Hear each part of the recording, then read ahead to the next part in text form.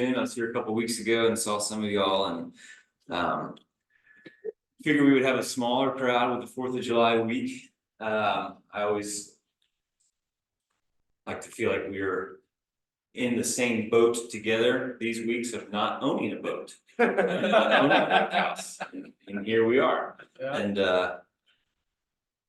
I'm happy to be with you guys and hope that you guys have some good 4th of July plans. I ran my first and last Peachtree Road Race last summer.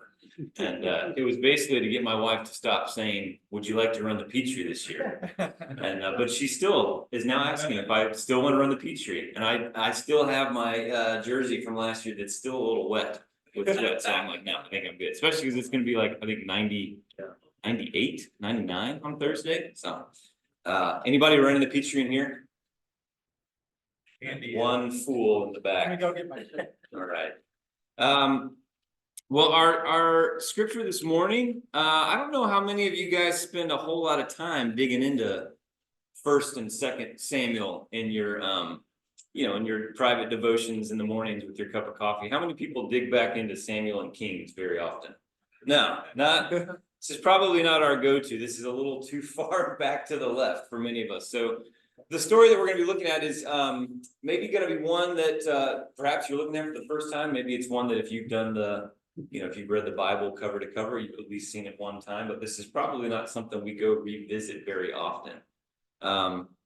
So I wanted to start before we do jump into the actual reading with a little bit of context. I think context really, really matters, especially we're probably all too familiar with individuals, whether it's in a religious format or a political format or whatever. We kind of live in a world now of sound bites and things pulled way out of context. And so we see clips and we hear phrases and we just get little chunks of things that when they're disconnected from kind of the narrative flow, maybe don't have the same impact. They don't land exactly the same way that they ought to. So I want to give a little bit of background just because this is kind of, I think, even for me as well, unfamiliar territory with where we are at in the kind of the history of the people of Israel. So to kind of give us some foundation of what we're looking at this morning, we are in the beginning stages of the reign of King David. So if you remember your kind of Sunday school history of the nation of Israel, Old Testament version, not new modern day version, but Old Testament version of Israel, then we are in this very first kind of few decades after the Exodus, really. So we have, we have the beginning in Genesis, we have obviously Adam and Eve, but then really things keep going with Abraham and Isaac and Jacob's sons. We see the kind of starting of this family of God in Genesis that then moves down to Egypt during the famine. We kind of skip over about 400 years of history there and then go straight to the Exodus where Moses leads the people out of slavery into freedom. So they're wandering in the desert. They eventually come to the promised land in Canaan. They settle there. They, have some interactions with the people that were already living there and create their own homeland out of that. And then there's this period called the Judges where there's really not anybody in charge, where there's kind of, God is supposed to be kind of the leader of the people and they're supposed to get all of their instruction and guidance directly from God. But there's this sense of we really kind of need some human form of leadership. So we have this period of the Judges where there's really just kind of this, it's very disorganized, it's very chaotic. It's really just kind of whoever is strongest and is able to defeat an opponent in kind of hand-to-hand combat, really. That's how the original leaders were in place in Israel. And now we're kind of coming finally to this place where the people said, look, we need to have a little bit more shape and form and structure to this thing. We really need a king. We need someone who we know that God has put God's blessing upon, someone who has the qualities, the style of leadership that we're looking for, somebody that we can really trust is going to have the nation's interests at heart, somebody that can pull everything together. So if you watched last week's debate, you get a good sense of the kind of people we're talking about, right? The people who really want to take us into the future. And you can actually kind of think about the lead up to this immediate story, really, if you want to think about it as kind of an ancient sort of presidential election cycle, that's really kind of what's happening. Because it begins with King Saul. So the first king in Israel's history is Saul. And if you have revisited this passage and this part of the text, then you'll remember that Saul, it was a very precarious beginning. God was sort of behind Saul, but there wasn't really a really good relationship there. And so early in Saul's reign, Samuel the prophet, who's kind of the voice, of the people, goes and actually anoints this young shepherd boy, David, the youngest of his brothers, anoints him as like a 11, 12-year-old kid and said, actually, this is God's chosen person to lead. So you can imagine the tension that probably existed as news begins to spread through this community of, well, we've got this king, right? We say Saul is our king, this guy, who's proven himself in battle. He's got a military council. He obviously seems to kind of have some sense of control of things. He's a grown man, which is helpful. But yet we now have this word spreading about this young shepherd boy, David, who God has chosen. So there's this 30-year period, really, where David is starting to kind of gather some strength and get some followers and some people who are backing him and saying, this is really the kind of leader that we want, versus the house of Saul, which is in leadership, which is trying to maintain its grip on power. And eventually David starts to kind of have some skirmishes, and to complicate things, David becomes best friends with Saul's son, Jonathan. So then we have this long play of these different allegiances that are forming and breaking among all of the people. So the beginning of this book of 2 Samuel begins with the death of King Saul in battle. And what's interesting is, David at this point is in hiding somewhere, okay? Because Saul and Saul's armies have been looking for David to try and get rid of this, young upstart wannabe king. David gets word that Saul and Saul's son Jonathan have been killed in battle. And he actually gets word from the person who actually put the final blow into Saul. The story goes that this man came upon Saul, who was, it says, leaning upon his spear. And it's not like leaning upon his spear like this. Okay? He's not hanging out. He's leaning upon his spear because the spear has gone through Saul. So Saul is basically laying there dying and says, can you please put an end to this? So this guy puts an end to Saul, goes to tell David, hey, good news. Your opponent, your main competitor, the person standing between you and your reign is dead. How do you think David treated that good news, that messenger? Killed him. Yes. Okay, exactly. So David receives this news that, okay, maybe now there's an opening for me, but kills the messenger.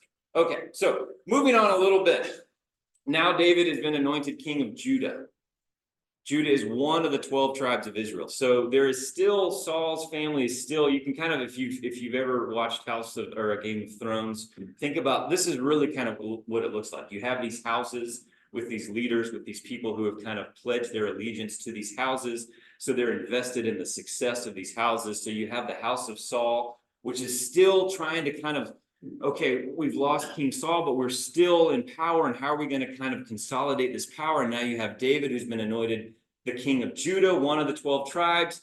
And so there are these skirmishes between the house of David and the house of Saul that go on for a number of years.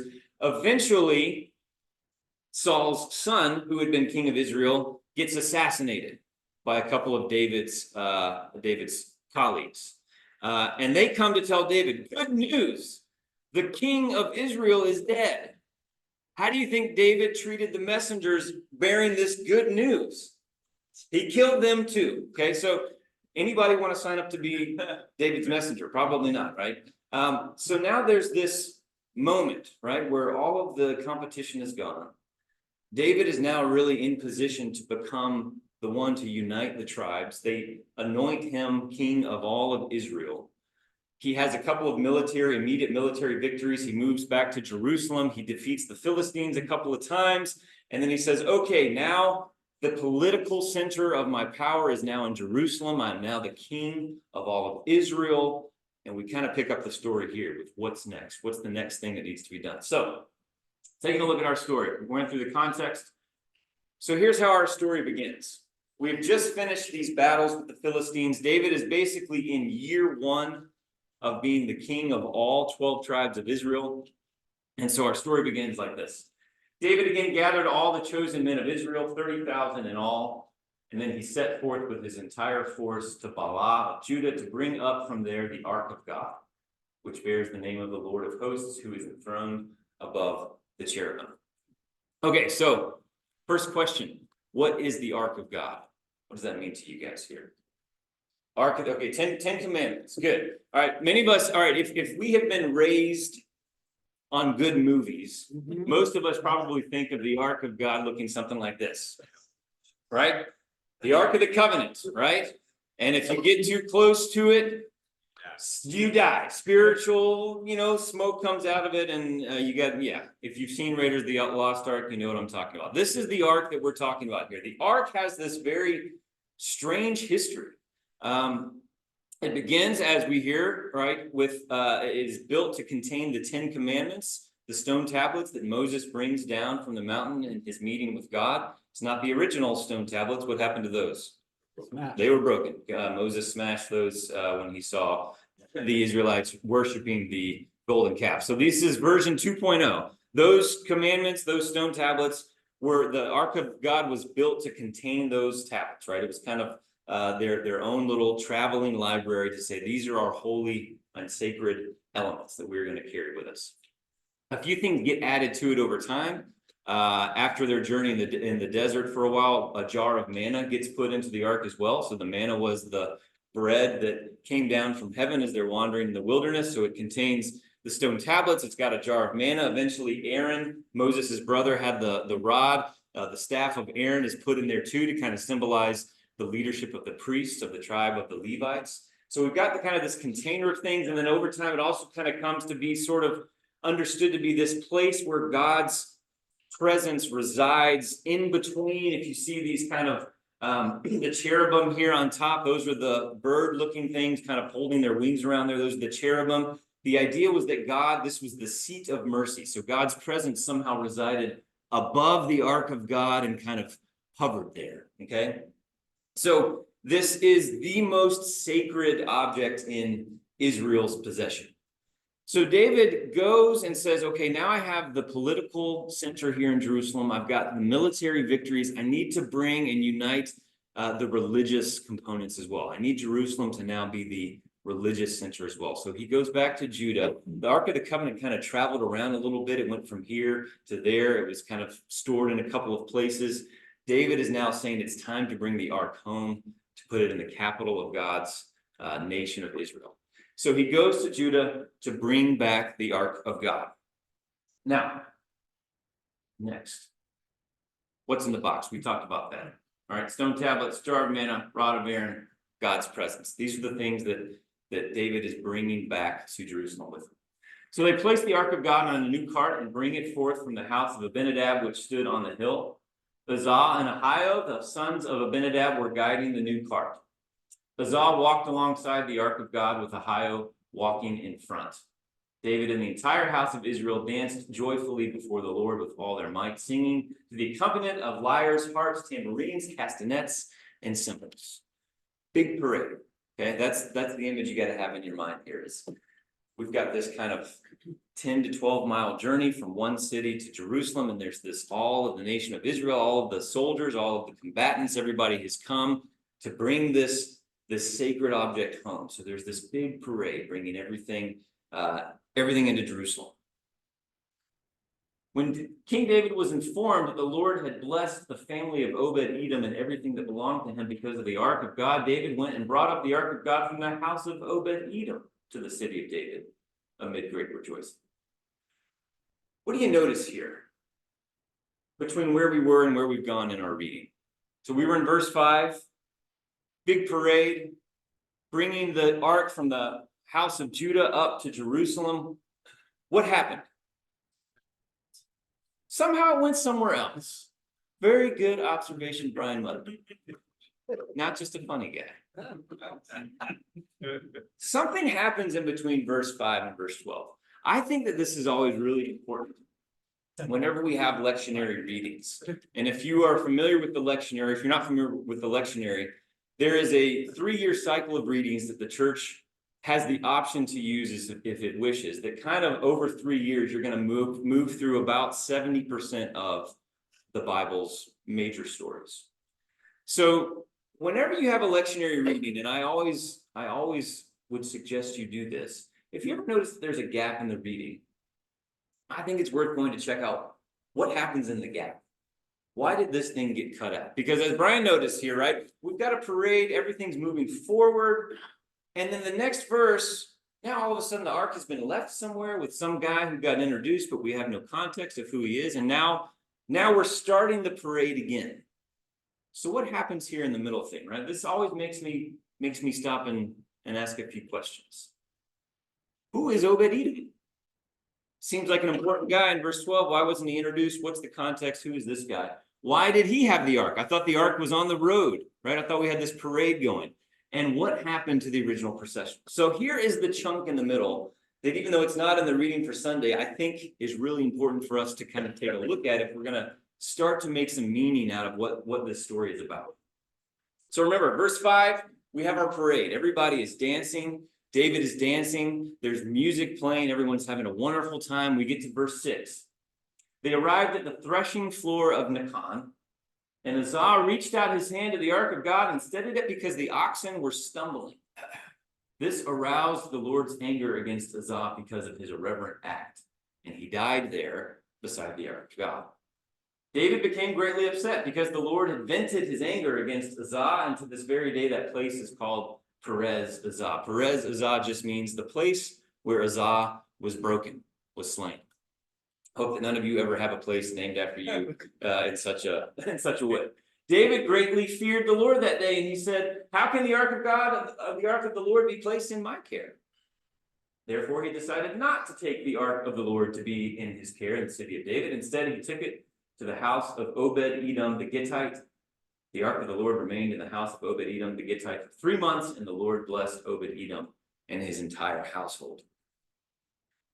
I would say this changes the tone of the story just a little bit, wouldn't you? This chunk here in the middle brings a very different tone, very different feeling, very different sentiment to what's going on. Because originally we have this kind of trajectory of up and to the right. David has been growing in power. David is becoming the king of all Israel. David has had some military victories. Now all the people are gathered in celebration. They're bringing God's presence to the center of the country, right? So there's this sense of great joy, great excitement.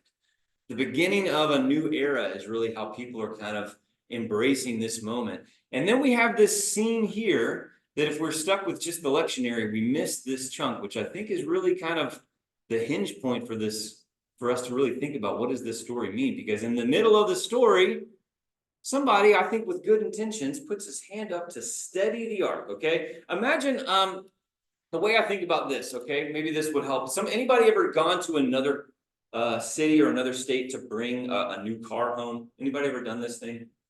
Did you do this recently with your dad? Yeah. So Brian Stillwagon did this recently with dad, I think, right? So you have this, you're looking for a car, right? You're looking like what's hard to find? Broncos are hard to find, right? You're looking for a brand new big baby blue Bronco to bring home, and you go, oh look, there's one in Memphis. Perfect. I'll fly to Memphis, and then I'll drive the Bronco home. And you get a buddy to go with you, so you're not bored, right? So imagine you are coming home from Memphis in your brand new Bronco, and all of a sudden, the person in the passenger seat just gets ejected onto the highway because they touched the AC knob, right? And you're not supposed to, don't touch the AC knob, right? Now, if this is your new car, would you have a moment of pause if this were to happen? This would be the moment where you maybe call your buddy Ryan, who's always wanted a Ford Bronco, and you say, hey, I just got a new one. Why don't you just test it out for a couple of months? Like, I'll bring it by your house. I'll leave it with you. I know you've always wanted one. This is kind of the vibe that I get, right? David is bringing this ark of God home.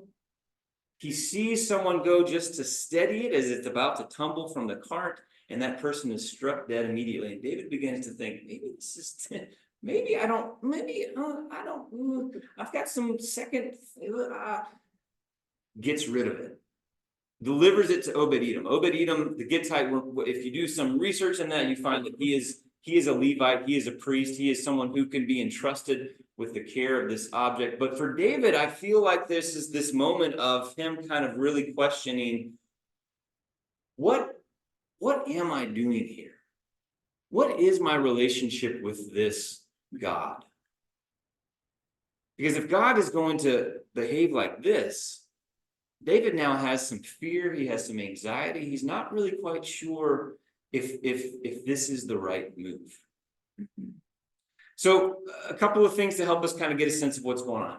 The threshing floor, this is where the oxen would be treading out the grain, removing the chaff from the wheat, okay? So the idea here is they have been on this procession, they've come to this town perhaps, and instead of, just letting the oxen and the ark of God rest somewhere, why don't we get some work done too, right? So they bring the oxen in to the threshing floor, basically like they drive it into a factory floor where stuff's being put together and produced, and say, you know what, I know you've been carrying our most holy sacred relic all day, but could you maybe just, do some work here, walk around in some circles and help us to sift the wheat?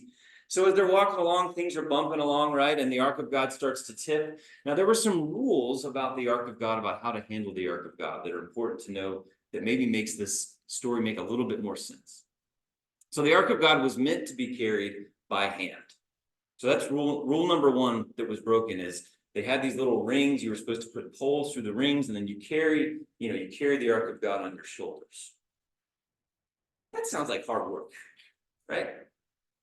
We got these oxen here. We got this cart. Let's just throw it in the back, right? Throw it in the back of the truck. We'll get there a lot faster, a lot easier, right? So rule number one was broken. They didn't handle it the way it was supposed to be handled. Rule number two, probably the biggest rule, because this is explicitly said a couple of times in the Old Testament, is do not touch the Ark of God. Do not put your hand upon the Ark of God. Uzzah, I feel like with the best intentions in his heart, sees their most prized, their most sacred, their most holy object starting to teeter. It's about to fall to the ground, goes up just to steady it, breaks rule number two. Poor Uzzah. There he lies. At least he has a city named after him. Perez Uzzah. All right, so no wonder David sees this. No wonder David begins to question what he's doing, right? Begins to have some second thoughts, says, let's take a break and let's figure out what we need to do with this new power that we're trying to bring home. So in a moment of confusion and crisis, David entrusts the Ark of God to Obed-Edom, this priest from the line of Levi, somebody who they said, this guy knows how to handle, this guy knows how to take care of it. So they entrust the Ark there. David goes back to Jerusalem, eventually hears, hey, things are going, we left the Ark of God at Obed-Edom. His stocks are up, everything's looking really good. All of his harvest is really nice. God has clearly been blessing him. So then David goes back and says, okay, well, I think we should try this again. Maybe God's point has been made. Let's go try it again. Okay. So the people gather. It would be hard to gather the people, I would think, again. Like, who wants to go and help carry the ark this time, right? A lot of joy the first time. I wonder how long it took David to get the people to come back together for round number two. But nonetheless, they come back together, right? So here's where we originally were in our original lectionary, right? There's the great joy, the celebration, the parade. We take a little break. Let's not talk about that. We're still really excited. David is informed that there's blessings on the house of Obed-Edom. So David gathers the people to go back and get the ark and resume the voyage. So in verse 13, we see when the bearers of the ark of the Lord had advanced 6 steps, David sacrificed an ox and a fattened calf. A little bit of a different start, right? 6 steps in, and we can assume by the steps, meaning they are now carrying it the way they're supposed to be, right? 6 steps in, David says, well, let's just, let's make sure God is happy. Let's do some sacrifices. Let's really let God know we're going to take it seriously this time, okay? We've gone back, we've read the instruction manual again, we know what we're supposed to be doing. Let's get off on the right foot, okay? Then girded with a linen ephod, he danced before the Lord with all his might, as he and all the Israelites brought up the ark of the Lord with shouts of joy and the blowing of trumpets. As the ark of the Lord entered the city of David, Michal, the daughter of Saul, watched from a window. When she saw King David leaping and whirling around before the Lord, she despised him. They brought in the ark of the Lord and set it in its place inside the tent that David had erected for it. Then David offered burnt offerings and peace offerings in the name of the Lord of hosts. When he had finished making these offerings, he blessed the people in the name of the Lord of hosts. Then he distributed food to all the people, both men and women, giving to each person in the multitude a loaf of bread, a portion of meat, and a raisin cake. Then all of the people returned to their homes. So we're back into this procession now. And now David is doing things the right way. David has offered the right sacrifices. David is having the ark carried the way that it was meant to be carried. David is having it brought into the city with great rejoicing. He is dancing his heart out in front of it, doing everything that he can to prove to God that he understands what this means, right? That he's thankful for God's blessing, that he's thankful for God having done all the things God has done to put him in this position of power. So the new processional is done appropriately, I think, is maybe one of the things we're supposed to see in contrast to verses 1-5, where it was a little bit haphazard. There was some celebration, but it really was not a reverence, right? It wasn't worship. So we have this sense now that the ark is being brought back in appropriately, the correct way. Now there's a little bit of criticism at this point. One of the things that if you go back and read the previous chapters, you'll see David is, in addition to picking up military victories along the way, he's been picking up a lot of wives and concubines as well. I think he's at this point up to about a dozen wives and a couple of dozen concubines. If you don't know what concubines means, you can talk to your dad later on. They're not paying attention. But so one of them, Saul's daughter, remember Saul was previously the enemy of David. Michal's brother Jonathan was also David's best friend. So Michal is in this kind of interesting situation too, with all these different relationships with David. She sees this going on. She's upset. If you keep reading the story later, you come to that famous line where David says, I will be even more undignified than this. You've probably heard that in a couple of worship songs, especially if you've gone to contemporary, that's in a bunch of songs. I will be even more undignified than this, right? David is saying, look, I know you don't approve of the way that I worshiped, but let me tell you what happened last time we tried to do this the right way. It didn't go so well. So this time I am laying it all out for you. And I don't really care if you're upset by it, right? David is really putting his whole heart into the worship and into the celebration and into the thanksgiving that God's presence is now coming to Jerusalem. So we have this little interaction here with David's wife. The ark eventually is brought into the city of Jerusalem, and it inaugurates this great period of really kind of prosperity for Israel. And it's symbolized by this first act here, right? Notice that the first act has nothing to do with David getting anything. It has everything to do with David giving away everything.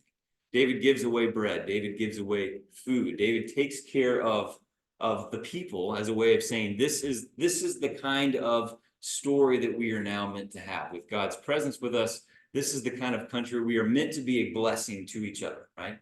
So we start this kind of, the very next chapter, we begin the building of the temple. David's next move is to say, look, we need to create this home for God so that we can continue to be a nation that is not only blessed, but a nation that can carry that blessing forward for others. So this is where we're at in the story. So what does this mean for us? It's a strange story. It's not one that we probably go to a lot in our own searchings for what does God really want for me this week or for me today, or what am I supposed to take out of this scripture reading? This is an odd kind of snapshot in the life of David. What are we supposed to take from this? As I've sat with this story over the last few days, looking at it over the weekend and spending some time with it yesterday, I just want to share, I don't know if any of this is right or wrong, guys. I don't really know that I can say definitively or that anybody can say definitively, here's what this story means for us. But here are some things that have been kind of rolling through my mind. Is this a story about obedience? Maybe this is speaking to you in some way of saying, you know what, I've been kind of casual in my relationship with God. And maybe obedience is one of those values, one of those pieces of your journey of faith that maybe this story is speaking to you and saying, you know what, this is serious stuff. Sometimes I think that's a good recalibrator, right?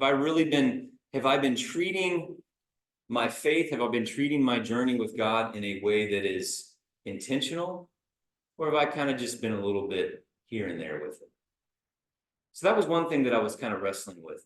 Although as I was thinking about maybe this is, because Uzzah was not obedient to the word.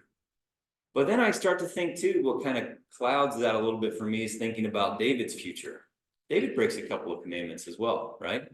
Some that I might say are bigger than just with good intentions, putting your hand out to steady the ark, right? David does a few things down the road and he's not smoked on the spot. So this question of obedience, right? I go back and forth on that. Is that really what this story is about? Is this story really about obedience? Maybe that's the word that one of us or two of us or some of us need to really kind of take with us this week. Am I being obedient to the word? Am I listening to God's guidance and saying, okay, I don't really understand it. It doesn't make much sense. I don't really see what the big deal is about me putting my hand here. But if you say not to, okay, I'm going to try and live in that for a while and see what that does. So obedience is one thing that I was kind of wrestling with this week. Another one that kind of jumped out at me is thinking about the things that we do sometimes to defend God. Maybe this story is speaking to you and saying, you know what? Sometimes we see the state of the church, or we're in a conversation with somebody about some theological point, or we're having questions about what kind of community of faith do we really want to be? And sometimes maybe we feel this desire, we feel this motivation inside to say, you know what, I really need to step up and defend here. If I don't speak for God, who will? And so maybe part of this story is saying, you know what? If you think God's in trouble, looks like God's teetering a little bit, and you think, this is my chance to save God. Maybe God is saying, I really don't need your help. If you think that you are here walking alongside me to take care of me, to protect me, to defend me, maybe you should think again about this relationship. Because I've noticed in my relationship with the church, and especially in being a part of leadership in the church and seeing how the church interacts and seeing these moments where we do feel like we have to come to God's defense, I have rarely seen those kind of moments turn into something beautiful. Usually they turn into something kind of ugly when we feel like we have to step up and protect God from them or from what's being said or from the path that we're going. Usually those things end up creating some sort of conflict, leading to some sort of violence even. So maybe for some of us, the question is, okay, if I'm feeling like I need to come and protect God, somebody said something and I got to stand up, maybe it's a chance for us to pause and say, you know what, God has made it this far without me. Maybe God would be okay if I just pause for a second, if I just step back for a second. Maybe Uzzah would not have been smoked if Uzzah had said, let's see if God can handle this one on God's own. I was wrestling with that this week too, right? How do I respond in those moments where I feel like, I really don't agree with this, or I really feel like this is right, and I need to stand up and do something about it. Because if I don't, what will happen to the church? If I don't, what will happen to my relationship with this person? If I don't, what will happen to the faith? If I don't, what will happen to the Christian message, right? If I don't do something, maybe this is a story that can get us to pause for a little bit and say, what's actually God called me to do here? Is it to protect and defend God, or just to celebrate and to give thanks and to wait for guidance, to wait for instruction, to be patient? A little bit more surface level, maybe a little bit more cynical. You could say, well, this is just a weird story written the way it is because it's written by the victors, right? The stories in 1st and 2nd Samuel, especially here in 2nd Samuel, were not written by the house of Saul because the house of Saul lost. So maybe some of these stories are odd and bizarre and strange and are interpreted the way they are internally because they're written by the victors, right? So you get to, the nice thing about being the victor is you get to look back at those past historical events and you get to spin them the way that you want to spin them, right? You get to tell the story. So maybe some of this is a little bit, I don't know. I have some questions sometimes about, did it really happen this way? Or is it just written this way because it makes David look good, you know? But then again, if that's true, why would David include the parts of his story that aren't as nice looking, right? So what do we do with these historical stories? One final thing that maybe this is something that all of us could resonate with is, maybe this is an experience of David needing to mature a little bit. And we see that with God's chosen people a lot, right? We see these places where God's chosen person steps out, right? Peter steps out of the boat, and for a moment things look great.